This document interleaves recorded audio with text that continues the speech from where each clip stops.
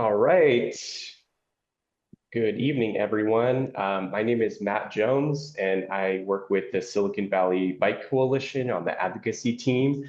I wanted to welcome everyone today to the June 2025 Biketivism Forum, when Biketivism meets transit. And we are very honored today to have two special guests. And for those of you who are deep in the organizing space, these are probably not new faces for you, but we have Adina Levin, who's the executive director with Seamless Bay Area, and Carter Lavin, who's the co-founder with Trans Bay Coalition, who are going to be joining us today to give some important updates on what the landscape is looking like for transit funding, and also to give folks some ideas of ways that you can plug in with some of their very important efforts that they're working on today. And I want to add one other thing to give them kind of an extra shout out, which is that Adina has long been engaged with activism in a variety of different hats in San Mateo County, and we're honoring her as our Bike Champion of the Year for San Mateo County. So just to honor those multiple hats, and Carter just had a great article come out about his important work that Transbay is doing in the Chronicle today. So make sure you check that out. So I'm going to go ahead and get us kicked off with some of the meeting guidelines for some of the newcomers here. So these are kind of our tried and true meeting guidelines that we've used for these Biketivism forums. So please take a look at these. We do ask that you stay muted until we reach the breakout sessions. The way this format works for the newcomers is we're going to have the first hour kind of dedicated to some of different topics from SVBC. I'm going to talk a little bit about our upcoming summit. We're going to switch over to talk to Seamless and Transbay, have them give a presentation. We're going to do a Q&A. We're going to have a little bit of time for bio break and a survey for you all. And then the second hour, we switch to our local team breakout rooms, but there's going to be a slight twist this time where we have a set of action items that we're going to ask folks to take. We're going to create some breakout rooms and ask you to self-assemble based on your geographic location. And then you can hold these local team chats and work through those actions together. So without further ado, I'm going to take us into the 2025 summit overview. So we have our annual summit coming up Thursday, August 28th. We're hosting it again for the second year in a row at the South City Library. And we have tickets that are going to be that are in early bird season right now, but that ends next Monday. So we have a sign up link here. We will be posting it in the chat as well.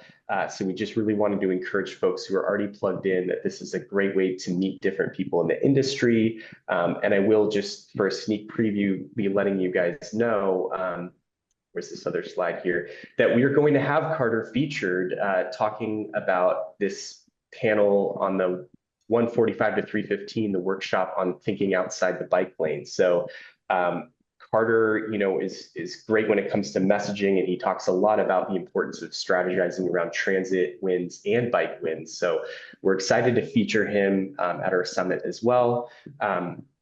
So this is kind of a little bit of a preview of what the summit topics look like. And we've got a lot of really cool topics that are coming out with some excellent speakers. We have a plenary that's going to be focused on funding, the broader landscape, transit, as well as bike funding and transportation as a whole. So we're looking forward to welcoming you to that. So you can find more info on the speakers at the link that I've indicated here. You can also find it in the drop-down bar at the top of our website. And if you have other questions about the summit content, we do have some more information. If you go on our website under the 2025 Summit tab, you can see not just the speakers, but you can get a little more information on the panels, opportunities for sponsorship. So feel free to let me know if you have any more questions and send me an email. Moving backwards to this volunteer info slide. So my colleague Jessica is with us this evening, who's going to be doing some of the chat monitoring. She has great information on how you can plug in for volunteers. We have a link up here that we can also post in the chat. And that includes some of the roles and opportunities. And one of the things is if you volunteer with us, as a nonprofit, volunteers are a really big part of what we do. You'll get a chance to have a free summit ticket. So you can spend part of the time attending the summit, save a little bit of money, and get a chance to help out in a more hands-on way. So we had a good core of volunteers last year, and we're looking forward to filling some of these roles again this year. So thank you for considering. And then lastly, what I wanted to bring up is we have nominations that are currently underway. And there's a nominations form that I have at the bottom of this slide. So every year we do awards at the summit for those who didn't know already, where we honor a professional of the year, a program or a project of the year, and an elected bike champ of the year. And at the beginning of this, I had said that Adina is our bike champ of the year for San Mateo for the public. So those are selected during Bike Month, but we still do an honor on our website during that time as well. So the first three are in play right now, and we're still accepting nominations, but those are due Monday as well. So two deadlines coming up Monday. One is for nominating your champion, and then the other one is for registering at the early bird rate before the rates go up. So I just wanted to take the time to kind of make sure you had all this information you need for the summit. We're looking forward to seeing you there. And with this, without further ado, I'm going to pass this over to Carter and Adina to run through their section of the program next. Thank you all. I can slide share from my computer. I think that was a pretty good introduction from Matt. So thank you very much. And I think you can probably figure out which one of us is which.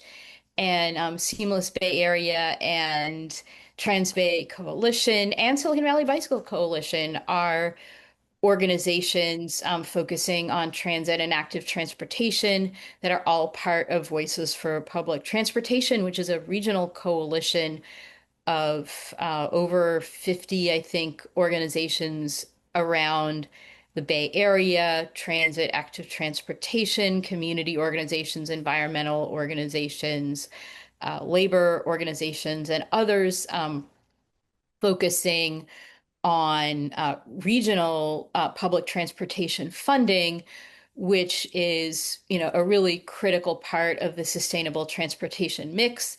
As people who bike and walk, we are only as safe and comfortable, insofar as the streets and roads are not covered in speeding cars. And so everything that we can do to help public transportation be part of a diet and a mix of sustainable transportation is helping us with all of the sustainable modes that we use. And so what we're going to be doing today is talking about some really important risks and important opportunities around public transportation, including some really critical milestones over the next few weeks and months, in ways that those of us in San Mateo and Santa Clara County have some really extra special capabilities to help influence amongst our allies around the region and around the state. I'll put this into context where I think, for some of you, you have heard this drumbeat for a long time. Maybe a few of you would welcome a little bit of a refresher where public transit agencies in the Bay Area are facing a fiscal cliff in the wake of the pandemic and need funding in order to continue to run service and avoid major service cuts. And we're going to be talking today about some really important regional and state opportunities for action. At the regional level, there's been work for a few years in putting together a regional public transportation funding measure for 2026. And the legislation that would authorize that measure is headed into the state assembly. And in that measure, San Mateo and Santa Clara counties have the opportunity to opt in and join. And that's going to be a major theme of what we're going to be talking about. in the coming minutes. And also at the state level, public transportation has been the subject of a major fight in the state budget, where part of that fight has just concluded, but a really big part of that fight is going to continue through the state legislative session through September and October, with opportunities for us here in San Mateo and Santa Clara counties to take action. So that is what we're going to be talking about today. So first of all, with regard to that fiscal cliff, as many of you have heard, the largest Bay Area agencies are facing some really significant fiscal challenges coming out of the pandemic, with BART and Caltrain and SFMTA and AC Transit expecting significant deficits starting in the next year or two, which could lead to really catastrophic service cuts unless we take actions to stem that and to improve the system. Why is this? As we all experienced during the pandemic, in the depths of the pandemic, transit ridership really crashed as everyone who didn't absolutely need to be out and about needed to stay home. And ridership has been gradually coming back since then. Ridership is back over 2/3 overall, but that has opened up a significant hole in the budget for some of our agencies.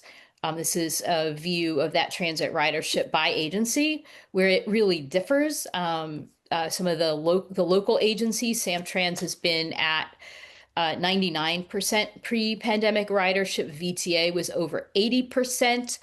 These are local services with a very heavily transit a ridership of people who depend very heavily on transit. BART and Caltrain's ridership has been back is recovered, but are only at about 50% of that pre-pandemic level. So what does that mean? Does that mean that, the days of public transit are done and over? Heck no. What we see when you get to the next level of detail here is that there's been a real significant change in how people use transit. So people who have white collar jobs and work in an office are more likely nowadays to come into the office 2 to 3 days a week. The share of people who work at home full time is only about 20%. So, if you hear, oh, everybody's working from home, that's actually not true. It's only about 20% that are working at home full time. But out of the people in the office, they are not coming into the office every day. The number of people that are using transit is pretty close to back to pre-pandemic levels. And also, people are using transit relatively more often for recreation and entertainment and errands. And we see this with Caltrain, which has recently gotten electrified and really improved its schedule on the weekends. And their ridership on the weekends very quickly doubled. And we are also seeing that increased use in for recreation and entertainment on the weekends and special events for things like ferries, which are also above pre-pandemic levels. Um, so, and there is a really global recipe for what does it take to, bring back and have a high transit ridership in the world that we're living in now with the current travel patterns. And Vancouver is actually a really good example and a model. They have double the ridership per capita than we have in the Bay Area, and they have, similar population. They have a land use with denser urban areas, less dense suburban areas.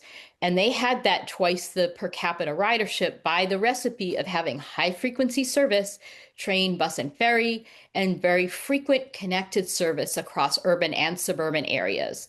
And their ridership, they're having crowding problems now. Their ridership is back to pre-pandemic levels, and they're at a similar work from home level as we are. So by maintaining and improving frequent service and having well-connected rider-friendly service, that's the global recipe for how do we have a high transit ridership as well. And Here in the Bay Area, a number of us, I got into this sort of advocacy through the climate movement, and our climate goals, very much deeply depend on transit, where if we had deep service cuts to transit, we would only be able to achieve half of our climate goals. And here's another lens on that, showing how uh, our climate goals and our mode share goals depend on transit. And likewise, our housing goals deeply depend on transit continuing to run. This is data from the Plan Bay Area that the Metropolitan Transportation Commission approved just this morning, where by maintaining and improving our transit service, the region expects to be able to increase the share of people within a half a mile of frequent transit, um, uh, significantly increasing that for all households and even increasing even more for low-income households, and helping to reduce the share of income by low-income people by virtue of being able to live near frequent transit. This is another lens of the same topic, where a very large share of our plans for housing and affordable housing are near frequent transit. But we can only do this if we keep the transit running. And this is a key piece. This is the regional piece of how we can keep the transit running. There is a piece of legislation to authorize a regional transportation funding measure.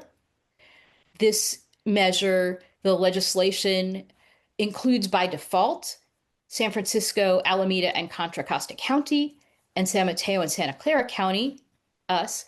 We have the opportunity to opt in this summer. And the focus of this measure is on transit operations. That means service. That means running the train and running the bus. And there is a particular really important slice of this funding going towards making the system more rider friendly, with free transfers, with integrated signs and maps, and other things that make the system more affordable and convenient for people. The authorizing legislation would authorize a sales tax that can vary by county. It would last for 10 to 15 years. Importantly, the legislation would authorize a citizens initiative. That means that there would be a signature gathering effort, and that type of measure can pass at a 50% plus one level, which is lower than the 2/3 if a government agency is putting the measure on the ballot. And the detailed expenditure plan, including how much goes to each agency and how much goes to these rider-focused investments in making the system more convenient, that is being developed currently. So one thing that is important in the consideration of this legislation, by the way, you might ask, well, why do we even need legislation? The reason is that right now, each and every county is allowed to do their own funding, but there is no entity at a regional level that has the ability to do a tax that would cover multiple agencies. And that's why there needs to be a law. The current legislation calls for a 0.5% sales tax. A sales tax is regressive, and there's been some recent polling conducted by some labor allies that indicates a business gross receipts tax would gain more votes and would raise more money. And it would exempt businesses with under 5 million in revenue, so it wouldn't harm our locally important small businesses. Here's the numbers showing how it would do better. And so there is, VPT has been advocating for consideration of the gross receipts tax for this measure. Um, Next, I'm going to talk about the opt-in process for the measure. So San Mateo County and Santa Clara County need to affirmatively decide whether we want to join. The decision process is a little complicated in San Mateo County, where SamTrans, the transit agency, is going to decide, and they're going to be advised by two other government bodies, the San Mateo County Transportation Authority, which typically handles the funding for transit, and the City County Association of Governments, which is a different government body that's composed of all the cities and counties. Um, so is it excessively complicated? Yes, that is what it is. And in Santa Clara County, one agency, VTA, plays all of those roles. They run the transit, they gather the local tax, and they are in charge of the county transportation policy. So VTA will decide in Santa Clara County, and we're going to have some really important meetings coming up where those boards are going to be weighing in. And we as transit riders and sustainable transportation advocates will be able to speak up. So, what are the issues? Why are San Mateo and Santa Clara County, what are they considering as they decide whether they want to opt in? So first, both agencies have local transportation funding measures that are going to be expiring sometime in the 2030s, and they want to be able to reauthorize. We want to be able to reauthorize our local measures and don't want a regional measure to jeopardize that. So both counties are doing polling to look at the local versus regional topic. What Santa Clara County did their polling a couple of months ago, and what they found out is that both polled at about 57%, regional or local. Voters were like one or the other. We like them both the same. However, the regional measure would enable that signature gathering effort, which allows it to pass at 50%. And it would come with organizations that would be willing to run and fund that measure. And since that polling came out, Santa Clara County has been leaning toward participation. In San Mateo County, the polling is going to be public at a really important SamTrans board meeting next week, Wednesday, on the 2nd. And that polling will be really important to inform the local decision about what the relative balance that we want to do in San Mateo County on reauthorizing a local measure versus the regional measure. Another really important issue is about what the jargon term is return to source. What does this mean?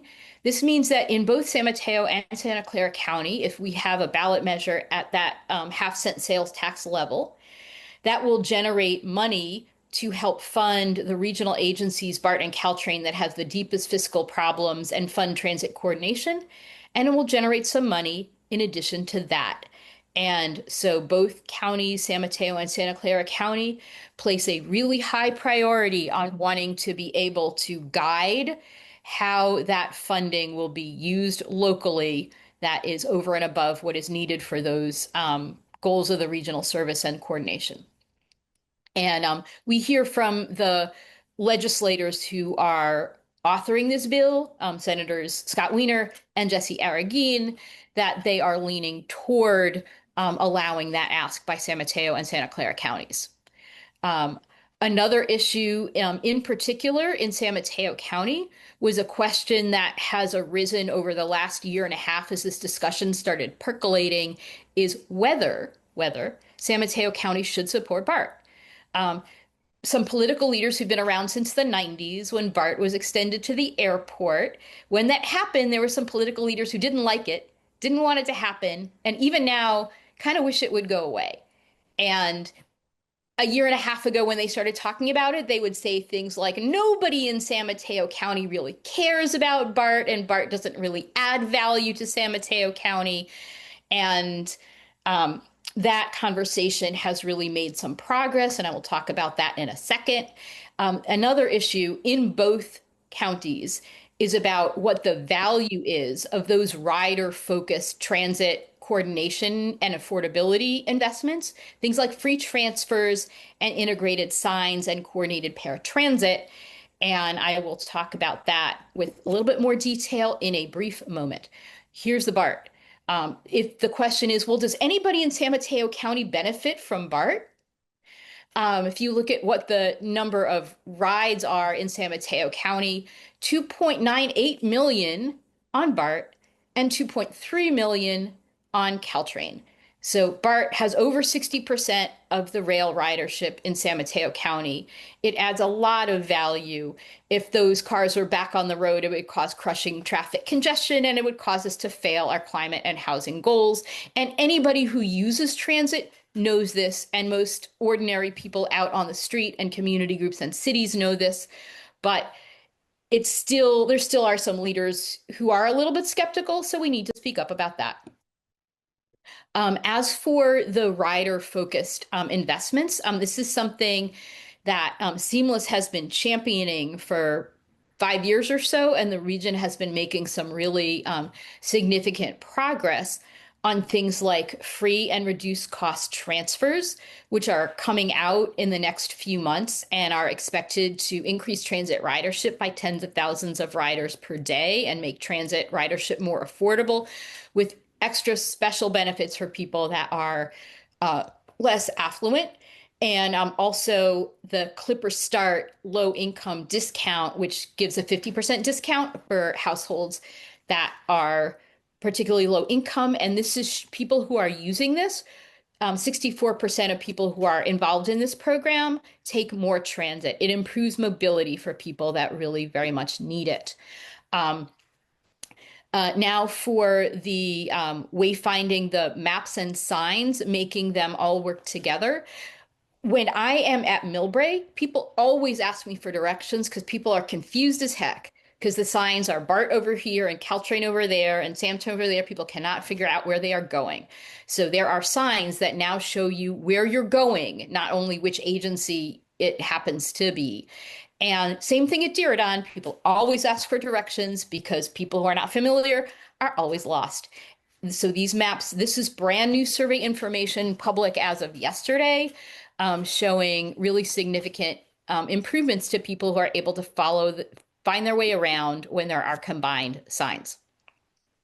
Um, and there's some more elements in this in the package: transit priority, getting buses out of traffic, and accessible transportation improvements for people with disabilities and seniors that are extremely helpful for people that very much depend on transit.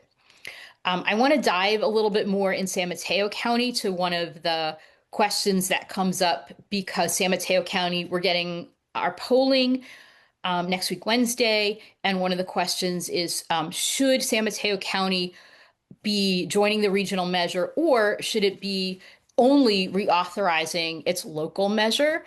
The one that's expiring in the mid 2030s is Measure A. I just drew up this chart because I found it hard to understand this chart, which came from the staff report. The current Measure A raises $120 million a year at a half-cent sales tax. So if all we do is reauthorize this tax, and the need for BART and Caltrain is about $60 million per year, something would need to give. The amount for transit service in the measure right now is only 5%.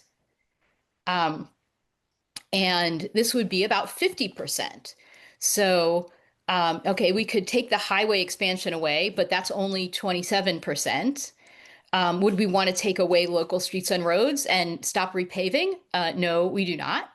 Would we want to take away the capital improvements where we buy new buses and keep our bus depots from being inundated with sea level rise? We don't want to get rid of that. Um, Bike pedestrian, only 3% in the last expenditure plan. Do we want to zero that out? No, we do not. How about Caltrain grade separations? It would be an extremely painful effort to try and get 60 million to keep BART and Caltrain running if all we do is reauthorize San Mateo Measure A. So if the polling is looking at all reasonable, we should be joining that regional measure. There's a set of meetings in San Mateo and Santa Clara County where we're going to need to speak up to encourage joining the regional measure. There will not be a quiz. However, we will let you know when these meetings are and what the opportunities are to speak up. With that, I want to hand it over to Carter, who can talk about, in parallel, what has been happening to save transit and fund transit in the state budget. Sure thing. Yeah, so the big news about the state budget was that literally yesterday there was the big announcement that came out about what's going on with the state budget. So this is really hot off the presses stuff. Let me put up the slide so I don't have to be bugging Adina for that. Um, so the initial part of the state budget was um, sorry, 3 months ago, Gavin Newsom proposed cutting transit funding. We had been approaching the state saying, hey, we'd like more money from the state budget. We were told the governor counter proposal with a um, push to cut funding. So we flipped out. We did all sorts of things. Banner dropped in 12 cities, generated 50,000 emails from emails from 50,000 Californians across the state to legislators, over 5,000 calls, all sorts of things. We got the legislature to push back and reject Newsom's cuts, which and included a $750 million short-term loan, which $750 million is a lot of money. That's a lot of money for me personally. It's a lot of money probably for you all personally. For transit agencies, that's like a year of funding. It's basically, okay, they don't have to massively cut service while SB 63 or regional measure, all that stuff comes through. Because even as Adina is saying, like if the regional measure passes legislation this August and then goes to the ballot next year, transit agencies don't still see a nickel for anytime soon. So this was why it was really important to fight at the state level for this budget. So we got that money. We now have that short-term glide path for it. And you know, the thing is, if we come next year saying, "Hey, state, we'd like some more money, please, from the state budget," they're going to say no.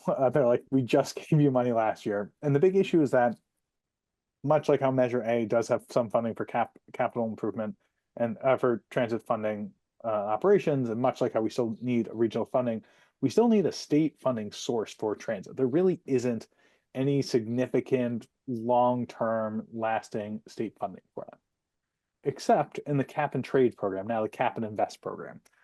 So as a kind of a real short crash course on this, as part of California's efforts to tackle climate change, we have a program that basically charges large fossil fuel polluters money, and they pay into this program, and then that money goes out to things that reduce emissions. Transportation is the state's largest source of emissions, and so transportation gets a chunk of that funding. And there's all these different types of programs in it, and recently the governor, as part of his budget, said, hey, all that's being under threat, where he's going to potentially remove all that funding. So that's with the state budget. Basically, they said, okay, we're going to do the state budget, we'll get the loan, and the cap and trade fight, we're going to have that fight as a separate fight in this month, you know, in the next 4 to 6 weeks. And so a big part of this is basically that we need to make the cap and trade program a lot bigger, because we need there to be more money in this. Like, it is a good thing the cap and trade program is funding firefighting and wildfire thing. It's a good thing that's funding the high-speed rail. These are critical things to help lower our state's emissions. And we need more money to fund affordable housing near transit and transit capacity and operations. And so we are trying to do, as part of this reauthorization, make it much larger. There's a lot of free passes that polluters get, like literally passes to pollute for free. So we're saying, hey, get rid of that. That brings in a lot more money into the system. And so when we're talking about this, like really, this is happening like right now. Like this slide deck got updated yesterday, or 2 hours ago, because the state budget that already got set. We are into this thing. So the governor's going to sign the budget imminently. And then there's basically a little bit of a lull where all the legislators pat themselves on the back, take a nap, do their thing.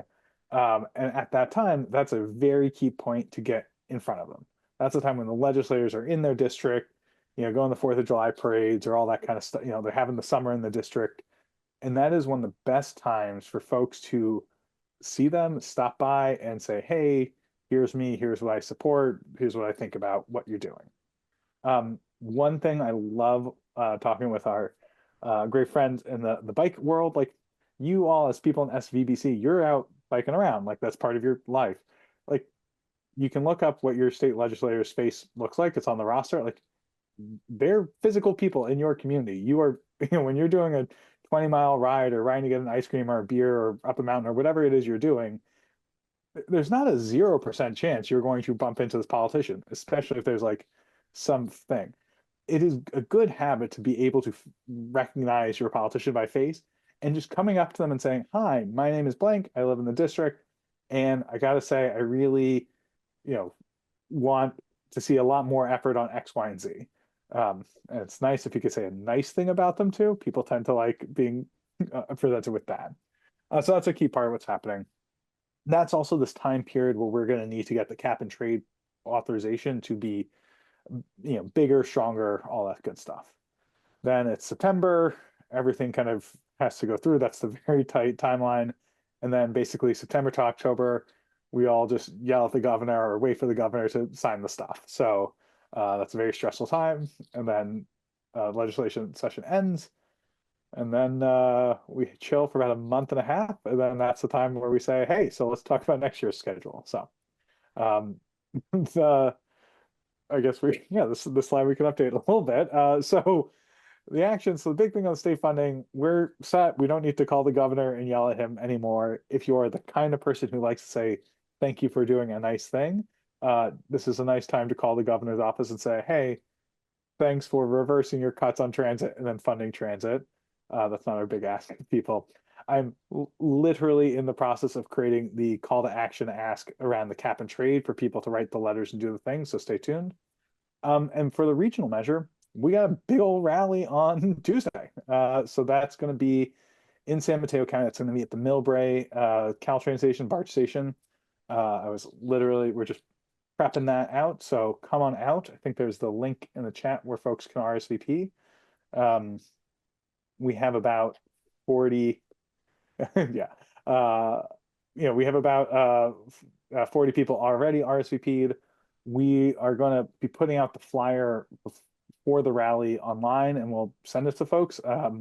So I think there's a link in the chat of like who to email to get the digital version of the flyer. One thing, if you're around this weekend, you feel like going on a long bike ride, print out a bunch of flyers, grab some tape, or if you have a staple gun, even better, go around town, go to bus stops, things like that, put up the flyers like that. We really need to help get the word out. One thing that the VTA strike, I think, really showed us as a community is there's so many people who are transit dependent who just are not going to get the message. They're not going to get the text. They're not going to get the call. They're not seeing the news. They're not seeing the app. There was so many stories of people in Santa Clara County just waiting for a bus that literally was not going to come for another 2 weeks. And so part of how we do this is putting out the message at the bus stops, putting out the message in the areas. In the meantime, as Adina mentioned, there's also these public comment periods. So sign up in the link in the chat so that you'll get the text alert for when you have to do a public comment. If you want to tune into a 6-hour public hearing, it is your God-given right to do such a thing, and more power to you. But if you want to just like give us your cell phone and say, yeah, text me when it's time to call in at SamTrans and whatever, and you make that call when you're on the bike ride or a bus or at work or whatever, like we'll let you know when it's time to text. And then lastly, we are in the process of setting up meetings with some of these decision makers to really just have that conversation. And it's always really helpful when we have more constituents, more people who are just able to say, yep, I'm a real person. I really care about this stuff. You see all those statistics, that's cool. I'm a real flesh and blood person. So like, let's get serious. And so with that, I think we're ready for the Q&A portion of things. All right. And Jordan had asked a question about why only a 10 to 15 year measure. The reason is that last summer there was a select committee with MTC commissioners and transit agencies and advocates discussing the regional measure. And a number of the local electeds really very much wanted a shorter measure. And they want to protect the ability to reauthorize local measures. People still have, outstanding questions about the transit needs of transit long term. Those of us advocates, believe that having long-term funding for transit would be, good and better, but that was where the political support was. And also, the local electeds that wanted a longer measure wanted more of that money going to expanding highways. And transit advocates thought it was a better deal to have a shorter measure that was laser focused on transit than to have a longer measure and then have to compromise with expanding our highways, which will pollute our air. Any more questions? Michael. Awesome. Yeah, so my name is Michael, and just first, thank you all for such a great presentation. That was really informative and helpful. One question I had that I just didn't quite have time to see on the slide was the funding options for SB 63. I know you mentioned the flat sales tax versus a more progressive sales tax that was less burden on smaller businesses. It looked like maybe there were a couple of other options. Yeah, just can you speak more to the funding options? Yeah, the option that is in the bill right now is a sales tax.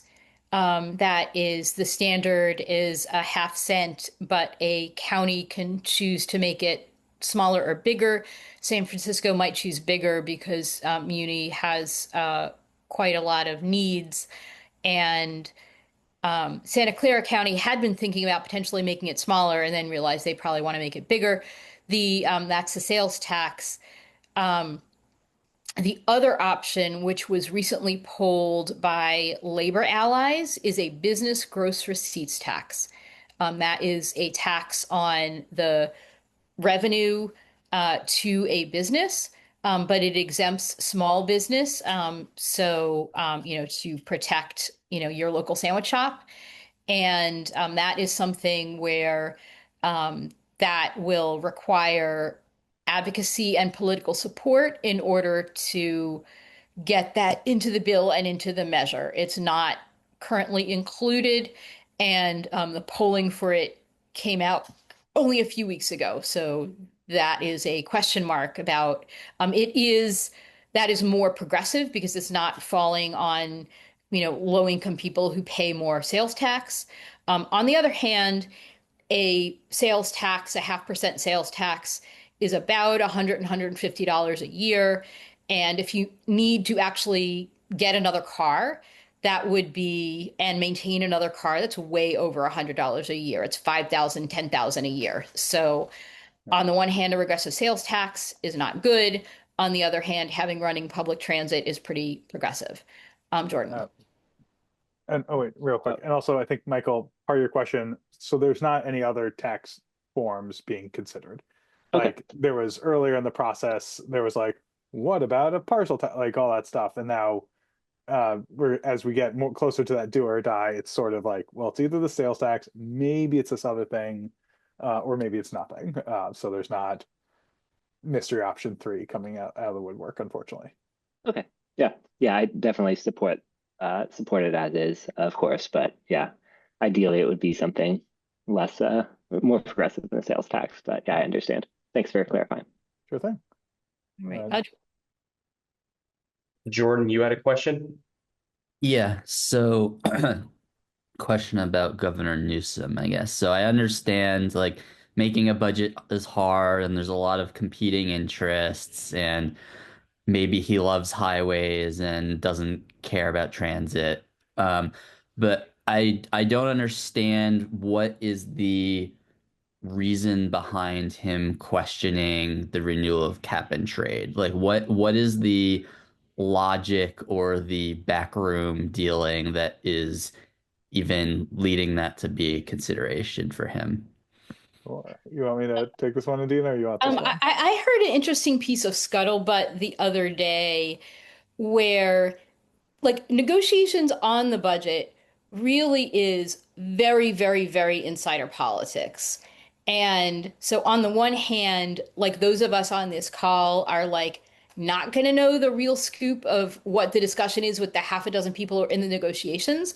On the other hand, the tens of thousands of calls and letters that we are part of move the needle. So we have the power, even though the scuttlebutt is pretty behind the closed doors.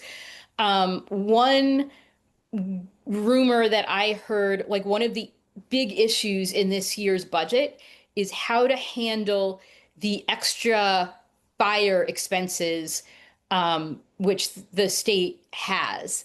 And as part of the negotiation with the legislature about how to fund those fire expenses, the governor plunked it into cap and trade.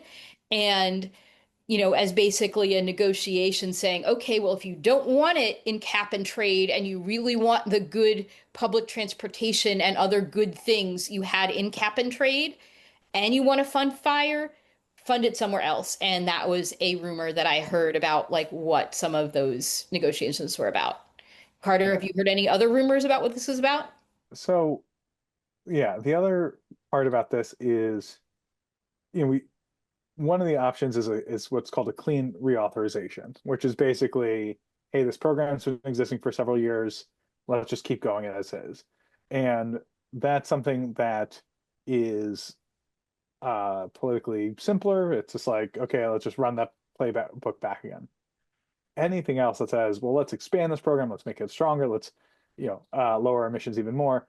California is one of the world's largest oil producers. It's a fact that we kind of, as a state, sort of forget about. Like LA is on an oil basin. Like we we are an oil state. We're up there in the top 50 or whatever. And definitely feel it seems like a crew that's going to fact check. But yeah, it's like we're definitely up there. And the oil lobby in California is really strong. Even though there's a refinery closing and things like that, like they are folks that when we talk about strengthening cap and trade, that's the part where all of a sudden those folks care about. Like at the end of the day, and being recorded, like Chevron doesn't care about SamTrans. Like Chevron doesn't care about like SamTrans. Like, oh, okay, we're going to increase mode. Like they're like, we have so many cars in California. We couldn't care less if this transit agency lives, dies, triple services, whatever. Like they are not lobbying on that stuff. What they do lobby on is anything that's like going to tax them by the barrel, anything that's going to tax them in refineries, any of that stuff. That's where they're like, oh, okay, you're now like in the big kids league. And so there's this basically like, okay, the strengthening the cap and trade really just pokes that bear to a level that I say, great, okay, great. We should poke that. Climate apocalypse is a bad thing. We should, in fact, tax those bad things and we should fund the good things. But, Gavin Newsom wants to be president. He has all these higher ambitions. And the second this starts going higher, then the oil industry just does their whole like, well, California is unaffordable, gas prices are skyrocketing, Gavin Newsom, blah, blah, blah, blah, blah. And so unless we on our side have a huge, robust, loud, raucous crew of diverse coalition, all this stuff speaking out loudly, he's like, okay, I see how this equation works out. And so the good news is there are a lot of folks on the cap and trade fight who are coming from like the environmental justice world, or just the straight up environmental world, the housing world, in that like kind of us on Team Transit, like there's been groups like Transform, there's other groups that have been like engaged in it, but frankly, we haven't gotten that much money from cap and trade, so it hasn't really been the thing. And so there's this whole campaign that's been going on about strengthening this to fight this fight. And now that we got 12 seconds, or sorry, 12 hours of reprieve of like, great, we just won this thing. Now we can go fight this other thing. We're about to start setting out a lot of action alerts about cap and trade and things like that and see what we can win. But yeah, that is my nice version about what is Gavin Newsom thinking. So I did want to do a time check here. So we're almost at 6, and I wanted to thank Carter and Adina for taking your time out of your busy schedules, because I know you've got a million things going on right now. So thank you for being here. And so what I'm going to ask of folks is I'm going to put up a slide that has a survey, and if you guys want to take that, that'd be great. There's another link to the summit. We'll take couple minutes, and then we will transition into breakout rooms based on location. And we'll drop in some links that Carter and Adina gave us on how you can plug into the transit work. Okay, and how much are we needed in the breakout groups, or the breakout groups are on other local topics? So we were just gonna, so the local teams are probably, some of them have their own agendas, and this constitutes kind of their normal meeting, so they'll have an agenda. For others, it's going to be more free form, and I was just going to put some links for you guys in there.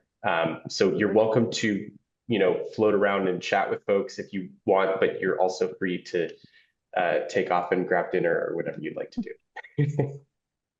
All right.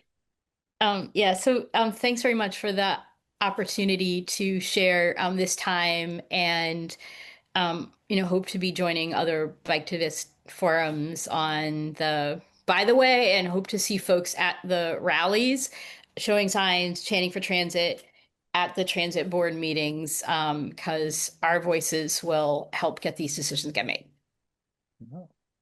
And yeah, thank you all. It's great, always great chatting with you all. I'm looking forward to our follow-up session. And yeah, spending a Saturday biking 10 miles, putting up 10 flyers is a real fun way to spend the day. So we'll talk to you soon. All right. Mary asks for the VTA agenda item. The action alerts that go out to you will have like all of the details with agenda items and talking points and Zoom links and things like that.